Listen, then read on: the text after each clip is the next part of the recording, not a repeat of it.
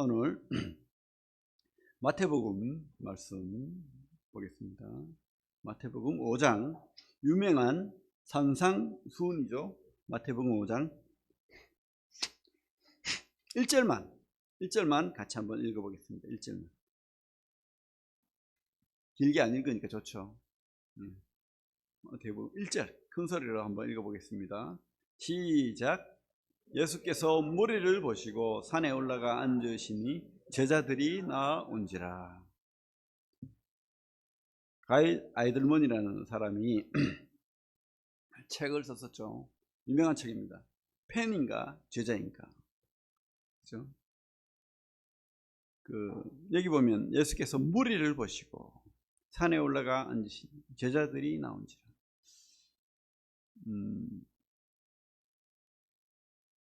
팬인가 제자인가 뜻이 뭐죠? 팬은 뭡니까? 팬은 요즘 우리 애들한테도 물어보면 그죠? 아이돌이 되겠다. 아이돌은 뭡니까? 사람들이 너무 좋아가지고 공항에 인기 있는 아이돌은 공항에 한번 어디 나간다 그러면 수천 명이 모여가지고 막 떼창을 하고 사랑한다 그러고 그러죠. 그런 게 아이돌인데 그런 사람들이 팬이죠. 근데 서서히 이 인기가 시들면은 한 명도 없이 사라져요. 그게 팬입니다. 그래서 우리 주님도 팬이 많았어요. 주님 어떻습니까? 병 고치고 귀신 쫓아내고 그죠? 아주 놀라운 그때 들어보지 못한 권위 있는 설교를 하시고 말씀을 주시니까 사람들이 너무 기분도 좋고 또 저분에게 가면 뭔가 돈도 생길 것 같고 좋은 거예요. 그래가지고 엄청나는 많은 사람들이 팬이 돼가지고 따라다닌 것을 우리 성경을 보면 알 수가 있죠. 여기 예수께서 무리를 보시고라고 되어 있는데 아마 이때도 이 많은 무리들이 주님에게 무엇을 얻을까 해서 그죠? 아니면 말씀을 듣기 위해서도 맞겠죠. 그렇게 몰려들었습니다. 그때 산에 올라가 앉으셔서 이제 말씀을 전할 때에 특별히 제자들이 나왔다고 되어 있죠. 팬덤, 그죠? 팬 다르죠.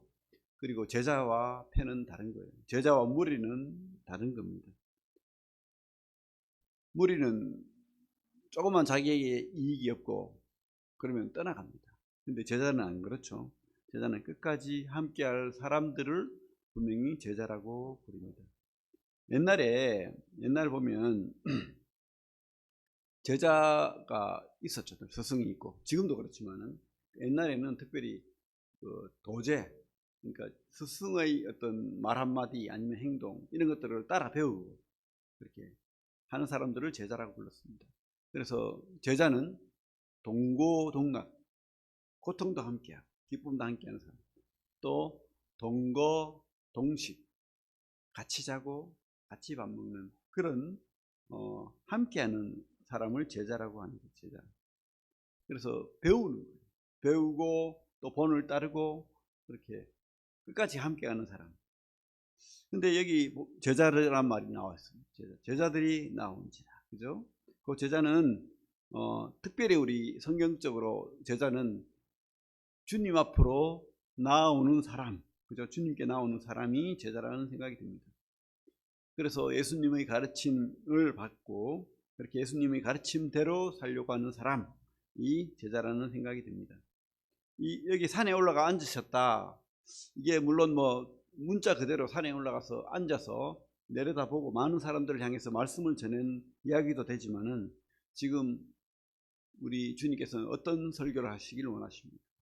천국, 하나님의 나라의 설교를 하기를 원하십니다. 그래서 지금 이런 설교를 할 수 있는 사람은 바로 그 천국의 주인입니다. 그죠? 왕이신 겁니다. 하나님이신 겁니다. 그래서 이 왕의 자리에 지금 앉은 거예요. 왕의 자리에 앉아서 진정한 자기들이 제자들을 보고 무리에게도 한 말도 맞겠지만은 실질적으로는 제자, 믿음으로 이렇게 함께 동고동락하겠다, 함께 동고동식하겠다, 마음으로 나오는 사람, 그죠? 그분들에게 하는 말이라고 저는 생각이 듭니다. 누구? 바로 우리, 나에게. 그렇게 주님께서는 말씀을 하고 있는 거예요. 아무에게나 이 말이 해당이 되고 깨달아지지는 않죠. 그죠? 그래서 우리 주님께서는 복을 얘기하십니다. 복 받기 싫어하는 사람이 누가 있겠어요? 다 복 받고 싶죠. 그런데 여러 번 이렇게 8번이나 말하죠. 복이 있나니, 복이 있나니, 팔복에 대해서 복이 있나니. 이것은 천국의 복입니다. 천국이 뭐죠? 하나님 나라죠. 하나님 나라는 두 가지 뜻이 있습니다. 그죠? 주님께서 이 땅에 오셨을 때 또 세례요한도 그랬고, 회개하라, 천국이 임하여 가까이 왔느니라, 이렇게 했을 때 이 천국, 그것은 사실 죽어서 가는 천국은 아니에요. 지금 이제 왕권이 다시 회복되었으니까 그 통치를 받아라, 이 뜻입니다. 이 뜻입니다. 너희 마음속에 네가 앉은 그 자리에서 내려오고 또 이 세상의 임금이 쫓겨날 것이니까 이제 진짜 왕이 이 땅에 왔다. 너희 가운데 있다는, 지금 너희 앞에 있다는 거예요. 그게 바로 주님이죠. 그래서 이 통치를 받아라, 이미 이제 시작되었다는 거예요. 이것을 이야기하는 것이고, 또 한편으로는 하나님 나라 천국은 또 죽어서 가는 내세, 그죠? 죽어서 우리 영원히 가는 하나님 나라도 맞습니다. 맞지만은 진정한 천국은 주님이 다스리는 나라, 죽어서 가건 우리가 부활의 몸을 입든 어디 있건 간에 그분이 왕이고 그분이 하나님이고 그분이 통치하는, 그것이 진정한 의미에서의 하나님 나라는 맞습니다. 이것을 지금 말하고 있는 거예요. 천국이 너희 그들의 것입니다. 복이 있는, 누가? 그 하나님의 통치, 주님의 통치를 받는 그 사람들이 바로 복이 있다라고 말하고 있죠. 그러면서 그 조건을 말하고 있습니다. 8가지 조건, 그리고 그 밑에 또 소금과 빛에 대해서 말씀하고 있는데, 3절에 보면 이런 말씀을 하고 있죠. 심령이 가난한 자는 복이 있나니 천국이 그들의 것입니다. 그러니까 우리가 이거 천국 가려면 가난해야 되는가? 돈이 없어야 되는가? 찌질하게 살아야 되는가? 이렇게 오해하시는 분이 있는데 그런 게 아니죠.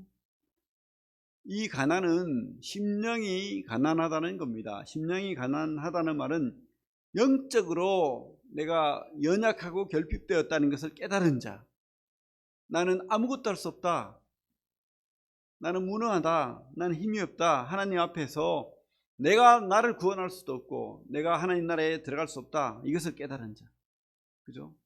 그래서 나는 누구를 의지해야 됩니까? 하나님의 통치를 받기를 사모하는 자들, 그런 자들이 심령이 가난한 자라고 우리는 믿습니다. 심령이 가난한 자는 복이 있나니 천국이 그들의 것입니다. 그래서 아무나 구원받는 게 아니죠. 아무나 구원받는 게 아닙니다.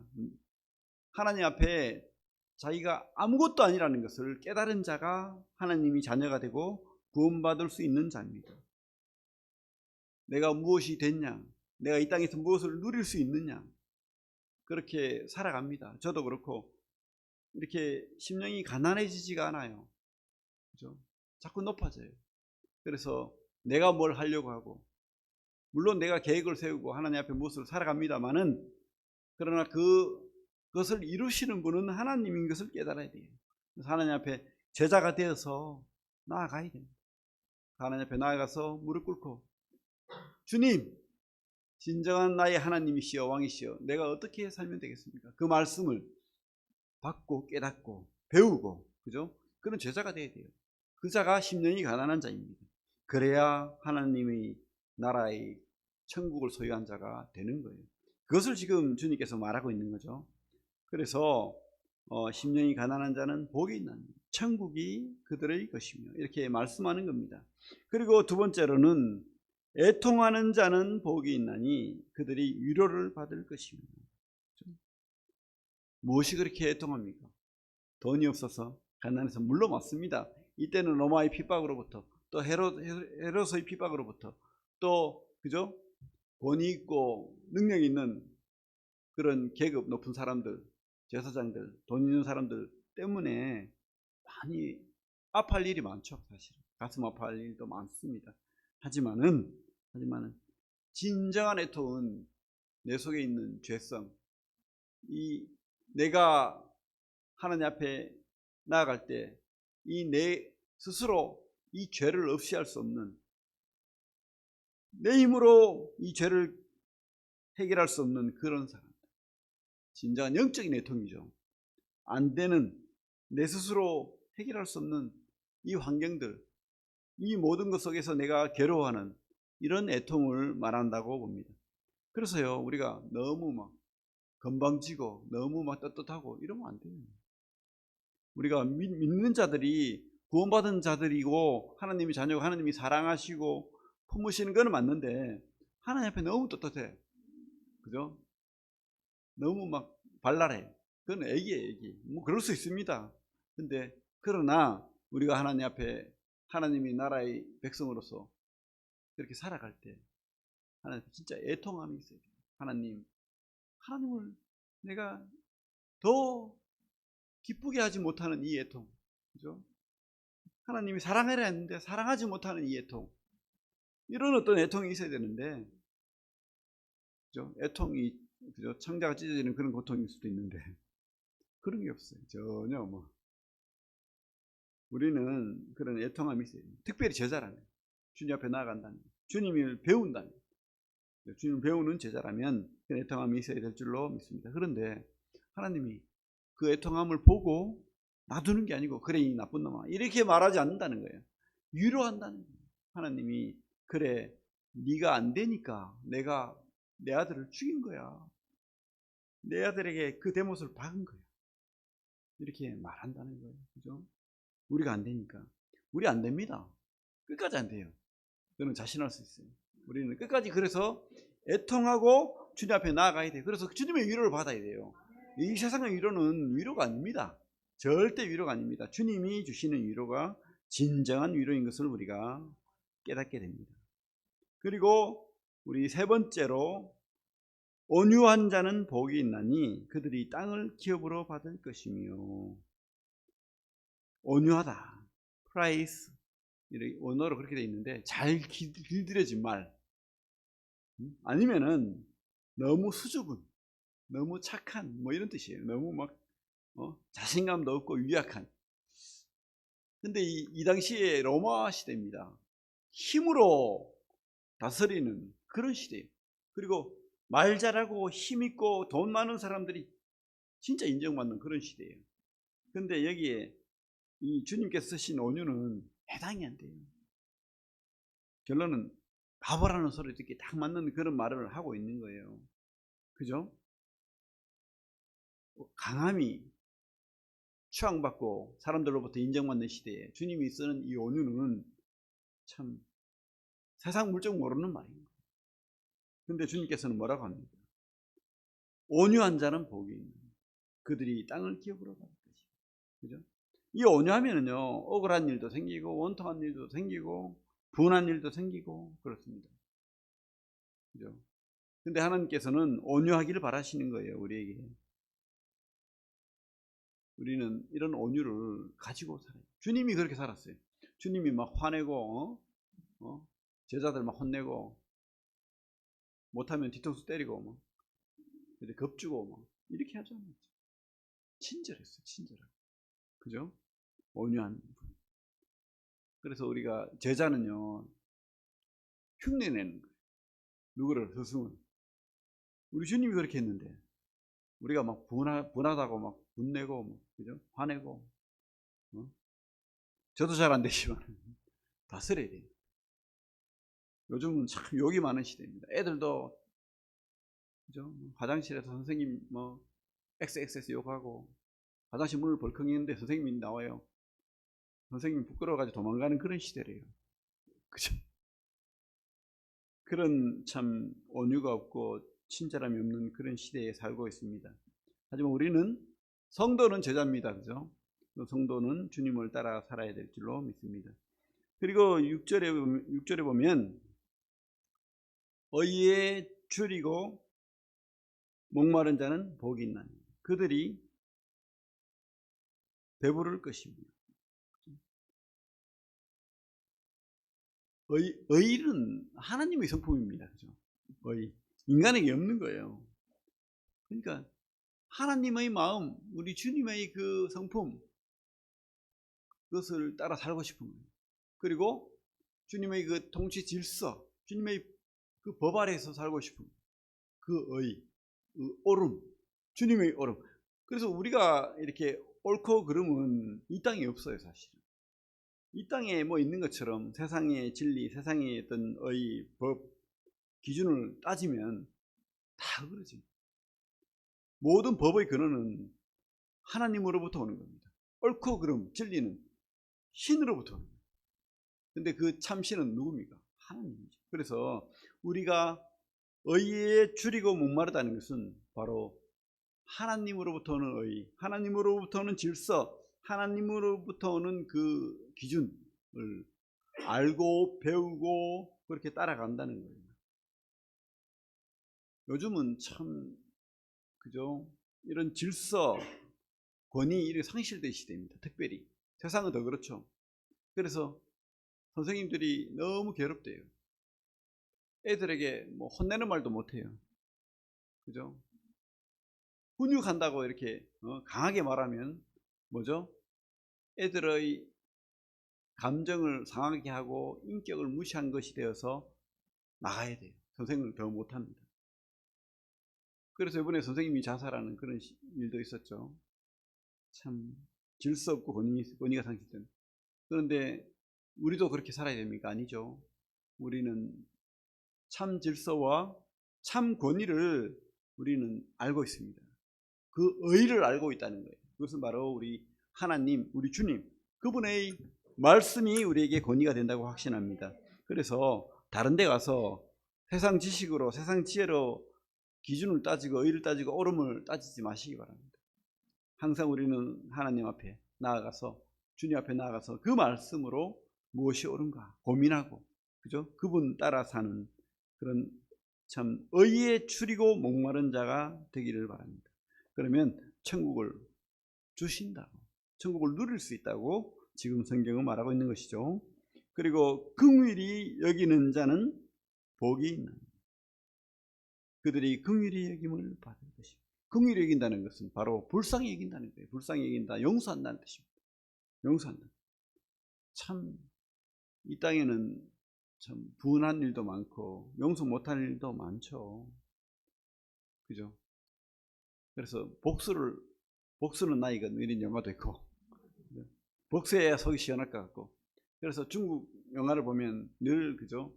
아버지의 그 원수를 향하여 복수하는, 그래서 좀 마음이 개운해지는 그런 영화가 참 많이도 보고 했는데, 절대 그게 하나님 뜻이 아닙니다. 용서하고 불쌍히 여기고, 그게 바로 주님 뜻이죠. 왜? 주님께서 우리를 용서하셨어요. 그죠? 1만 달란트 빚진 자를 어떤 왕이 용서했다고 성경에 돼 있죠. 근데 그 1만 달란트 빚진 자가, 그죠? 한 데나리온입니까? 그 빚진 자를 용서하지 못해가지고 매를 치고 돈을 내놓으라고 그랬다는 그 우리 주님의 예화를 알고 있는데, 우리는 그렇게 하면 안 됩니다. 진짜 용서할 수 있는 사람은 진짜 내가 얼마나 용서를 받았는지 깨닫는 사람. 1만 달란트, 한 달란트가 엄청난 돈이죠. 그죠? 뭐 20년치 뭐 월급이라고 합니까? 그러니까 1만 달란트는 뭡니까? 헤아릴 수 없는, 상상할 수 없는 돈인 거예요. 근데 우리가 받은 용서는 1만 달란트 이상입니다. 천하를 주고도 못 받고 내 목숨값을 용서받은 거예요. 영원한 지옥에 갈 자를 용서하시고, 우리가 용서 못할 게 없어요. 사실 다 용서할 수 있어요. 그 우리나라의 손양원 목사님이라고 계시는데, 그분이 아들을 죽인, 그죠? 그때 참 6.25 뭐 전에 그 해방 전후에 그 좌익 우익으로 나뉘어가지고 이렇게 참 어려운 시대에 그 두 아들이 목숨을 잃었어요.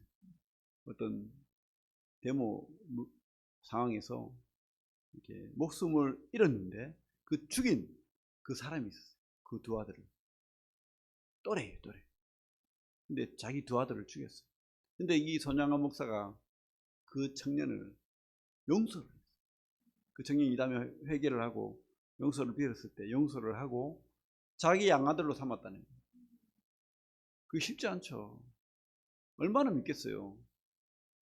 딱 있는 게 딱 두 아들인데 그 아들을 죽였습니다. 그런데 용서했다는 거예요. 왜? 그만큼 용서를 하나님으로부터 받았기 때문에. 그죠? 용서받은 자가 용서할 수 있습니다. 긍휼히 여기는 자가 바로 주님의 제자입니다. 그죠? 긍휼히 여기는 자는 복이 있나니 그들이 긍휼히 여김을 받을 것입니다. 용서하는 자를 하나님께 용서하시는 거예요. 우리 여섯 번째로 8절에 보면 마음이 청결한 자는 복이 있나니 그들이 하나님을 볼 것입니다. 마음이 청결하다는 것은 도덕적으로 깨끗한 사람을 이야기합니다. 거짓이 없고 위선이 없고 찌들지 않은 마음. 두 마음 아니라는 거예요. 그죠? 오로지 순전한 마음. 뭐 이랬다 저랬다 뭐 약속해놓고는 여기 나한테 이득이 안 될 것 같아. 바로 막 뒤집어가지고 그죠? 이런 마음이 아니라는 거예요. 마음이 청결하다는 거예요. 지고지순하게 우리 주님을 따라가는 그런 제자의 마음. 오직 주님만 따라가는 그런 자들. 그죠? 이런 자들이 바로 마음이 청결한 자라고 확신합니다. 이런 자를 주님께서 기뻐하시는 거예요. 그리고 9절에 화평케 하는 자. 화평케 하는 자는 복이 있나니 그들이 하나님의 아들이라 일컬음을 받을 것이며. 하나님의 아들, 주님의 자녀. 하나님의 자녀는 바로 이런 화평케 하는 자입니다. 우리 주님이 하나님의 아들이신 하나밖에 없는 그 주님이 이 땅에 오신 이유는 바로 이 평화를 선포하기 위해서입니다. 이 땅에 온갖 그죠 마귀로부터 위협받고 영원한 진노 아래 심판 안에 들어갈 수밖에 없는 그런 불쌍한 자들에게 주님께서는 승리의 평화를 선포하신 거예요. 이 땅에도 바로 우리가 주님의 대리자입니다. 주님으로 사는 거예요. 우리도 바로 주님처럼 평화를 선포할 수 있습니다. 누구에게 이 사명을 주셨습니까? 이 평화를 선포할 수 있는 사람은 우리 주님의 자녀밖에 없어요. 지옥 갈 사람이 무슨 그저 평화를 이야기합니까? 오직 천국의 백성, 하나님의 제자, 영원한 천국을 소유한 사람만이 이 평화를 전할 수 있어요. 여러분들이 전하지 않으면 이 세상에는 천국을, 예수님을 깨닫지 못합니다. 이 사명을 우리가 받은 거예요. 우리는 바로 화평케 하는 자, 복음을 전하는, 화평케 하는 그런 하나님의 자녀라고 우리가 확신합니다. 여러분들이 바로 또 다른 주님이 되셔야 됩니다. 그래서 화평을 전하는 자로 그렇게 사시기 바랍니다. 화평을 전하는 자가 바로 화평한 자입니다. 그죠? 그런 화평한 자로 천국을 소유한 자로 주님께 나아가시길 바랍니다. 그리고 10절에 의를 위하여 박해를 받은 자는 복이 있나니 천국이 저희 것입니다. 우리가 박해를 그저 받을 수 있죠. 뭐 나쁜 짓을 해서 아니면 내가 잘못 선택해서 실수해서 이렇게 박해를 받을 수 있습니다. 근데 여기서 말하는 박해는 그런 박해가 아닙니다. 의를 위하여 박해를 받은 자, 주님 때문에, 복음 때문에, 그죠? 교회 때문에 이렇게 박해받는 것을 이야기하는 거예요. 그래서 박해 안에 여러 가지 손해도 있을 수 있고, 그죠? 남으로부터 이 손가락질도 있을 수 있고, 또 괴롭힘도 있을 수 있고, 여러 가지가 있겠죠. 근데 이 세상은 참 그런 사람을 뭐라고 합니까? 아이고 바보같이 어리석게 왜 주님을 믿고 저렇게 손해보고 꾀를 내서 살면 되는데 왜 저렇게 살지? 그죠? 근데 주님께서 말씀하십니다. 이 세상은 지나갈 거야.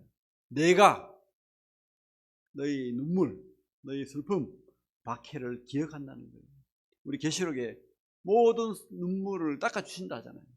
근데 자기를 위하여 흘리는 눈물이면 참 안타까워요. 그죠? 제자가 아니에요. 근데 주님 때문에 그런 수고와 슬픔이 있다, 눈물이 있다, 그러면 주님께서 다 기억하신다. 갚아주신다. 이것이 우리 성경의 끝입니다. 그래서 우리가 오늘 말씀에도 의를 위하여 박해를 받은 자는 복이 있나니 천국이 저희 것입니다. 바로 우리 천국이 우리 것이고 주님께서 반드시 기억할 거예요. 우리 그 사도행전 7장에 뭐 스데반이 나오죠. 스데반이 순교를 보게 됩니다. 이제 스데반은 죽을 거예요. 돌에 맞아. 그때 바로 스데반의 영안이 열리고 주님을 보는 거예요. 근데 주님께서 어떻게 했습니까? 스데반을 맞이하려고 벌떡 일어나 가지고, 그죠? 주님을 보고 있잖아요. 스데반을 보고 있잖아요, 주님이. 우리는 이 땅에서 박해를 받고 죽을 수도 있습니다. 순교할 수도 있습니다. 그런데 주님께서 기억하시는 거예요. 그리고 이 땅은 지나갑니다. 영원한 생명이 우리에게 보장된 거예요. 그래서 주님께서는 이렇게 약속을 주는 겁니다. 나로 말미암아 너희를 욕하고 박해하고 거짓으로 너희를 거슬러 모든 악한 말을 할 때에는 너희에게 복이 있다. 그죠? 우리가 잘못해서 받는 박해라면 달게 받아야 되겠죠. 하지만 주님을 위하여 받는 박해라면 우리가 오히려 기뻐해요.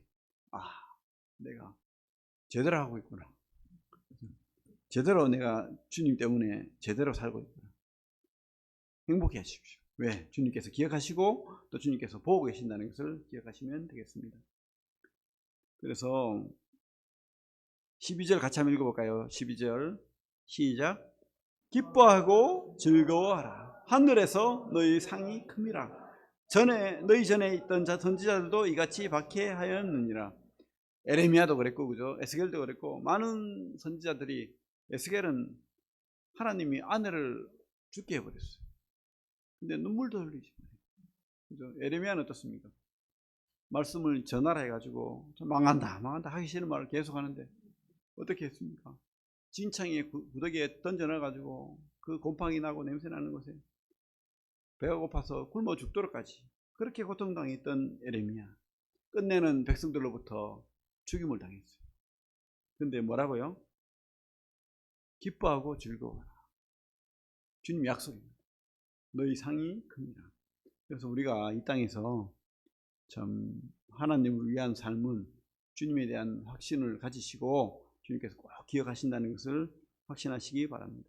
13절 14절 보면 너희는 세상의 소금이니 소금이 그 맛을 잃으면 무엇으로 짜게 하리. 후에는 아무 쓸데없어 다만 밖에 버려져 사람에게 밟힐 뿐이라. 세상의 소금입니다. 우리가 성도가 맛이 있어요. 옛날에 뭐 어떤 프로에 아내의 맛이라는 프로가 있었는데 참 성도의 맛, 그죠? 그 맛이 있어요. 성도인지 아닌지 맛이 좀 사해 근처에 이렇게 보면 뭐 이렇게 큰 바위인데 소금이에요, 소금. 그래서 이 소금을 어떻게 채취하냐면 그 바위에 소금을 녹여가지고 염분을 다 빼요. 그러면 뭐가 남습니까? 소금인 것 같은데 찌꺼기만 남아요. 이것을 이제 막 버린대요. 옛날에도 그랬고 지금도 그렇고. 그러면 그것은 뭡니까? 그냥 발에 밟히는 먼지와 같은 더러운 찌꺼기입니다. 찌꺼기. 감 나가는 소금은 비싸게 이렇게 팔고 나머지는 뭡니까? 밟히고 버려지고 그런 찌꺼기가 되는 거예요. 우리가 이 성도로서의 맛을 잃어버리면 오히려 더 세상 사람들이 좋아할 것 같습니까? 아니에요. 오히려 더 밟히는 거예요. 우리는 간첩처럼 살면 안 됩니다. 나는 성도입니다. 나는 제자입니다. 이렇게 드러내고 살아야 되는데 20년 만에 네가 교회 다니는지 처음 알았어. 뭐 이런 간첩으로 살면 안 됩니다. 저는 그런 사람 봤어요. 그죠? 절대 그렇게 살지 마시기 바랍니다. 성도의 맛을 가진 그런 진정한 제자가 되시기 바랍니다. 그리고 14절에 너희는 세상의 빛이라. 산 위에 있는 동네가 숨겨지지 못할 것이요. 15절 16절 같이 한번 읽어보겠습니다. 15절 16절 시작. 사람이 등불을 켜서 말 아래에 두지 아니하고 등경 위에 두나니 이러므로 집안 모든 사람에게 빛이 있느니라. 이같이 너희 빛이 사람 앞에 비치게 하여 그들로 너희 착한 행실을 보고 하늘에 계신 너희 아버지께 영광을 돌리게 하라. 빛, 그죠?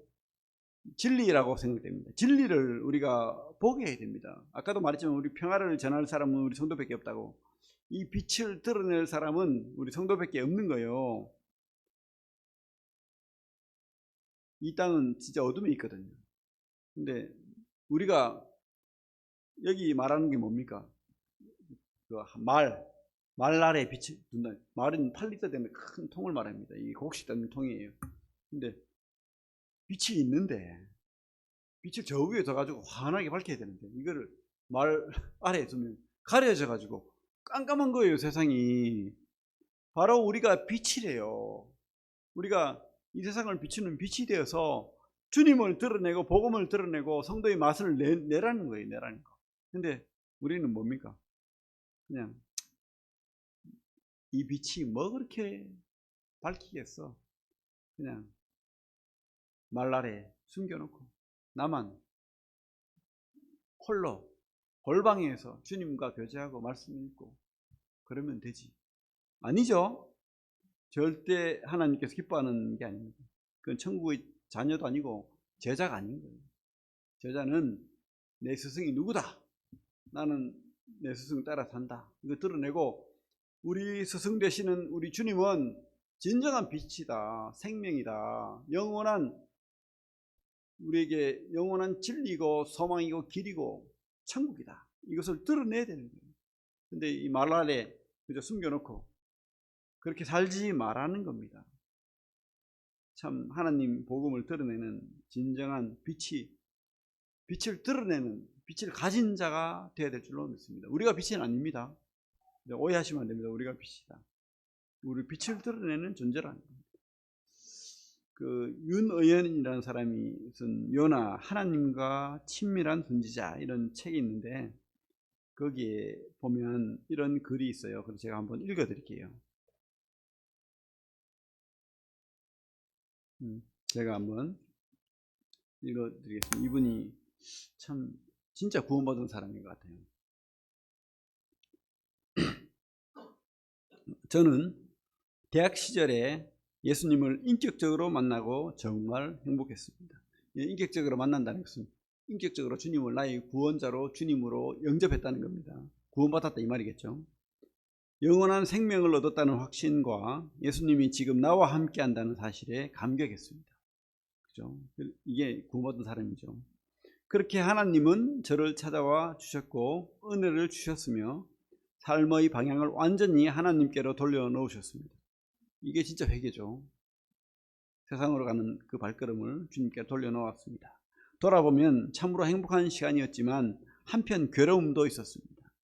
사랑하는 가족들을 생각하니 절로 눈물이 났습니다. 나는 이제 영생을 얻고 천국을 소망하는데 예수님을 모르는 가족들을 천국에서 만나지 못할 것을 생각하니 정말 괴로웠습니다. 그래서 하나님께 날마다 눈물로 무릎으로 기도했습니다. 아버지께서 당뇨병으로 건강이 악화되는 시기가 오자 이런 기도까지 했습니다. 하나님, 저를 데려가셔도 좋은데 제발 가족을 구원해 주세요. 저는 지금 죽어도 괜찮은데 저희 아버지는 아직 예수님을 몰라요. 제발 저희 아버지와 가족들을 구원해 주세요. 눈물로 기도한 지 6년쯤 됐을까요? 하나님의 놀라운 은혜로 어머님께서 먼저 하나님 품으로 돌아왔습니다. 뒤이어 완고했던 아버지께서도 두 손 두 발 드시고 하나님 품으로 돌아왔습니다. 얼마 지나지 않아 여동생과 함께 살던 외할머니까지 모두 주님 품으로 돌아왔습니다. 하나님이 우리에게 오늘을 허락하신 이유가 무엇일까요? 왜 이렇게 죄악 가운데서 유혹 가운데서 싸움이 있는 곳에 질병이 있는 땅을 살아가게 하십니까? 바로 천국에 데려가시지 않고 왜 오늘을 허락하셨습니까? 그것은 바로 아직 할 일이 남아있기 때문입니다. 나를 통해 복음을 들어야 할 사람들, 나를 통해 예수님을 만나게 될 한 사람, 나를 통해 살아갈 영혼이 있기 때문입니다. 하나님은 지금 내가 서 있는 자리에서 사람을 살릴 계획을 가지고 계십니다. 하나님은 내가 구원받고 영생을 누리는 것을 넘어 나를 통해 구원의 역사를 이어가시는 그림을 그리고 계십니다. 놀랍지 않습니까? 참 훌륭한 간증이라고 생각이 됩니다. 여러분, 오늘 말씀처럼 제목이 뭐죠? 오늘 말씀 제목, 팬인가 제자인가? 여러분 팬이십니까? 아니면 진짜 제자이십니까?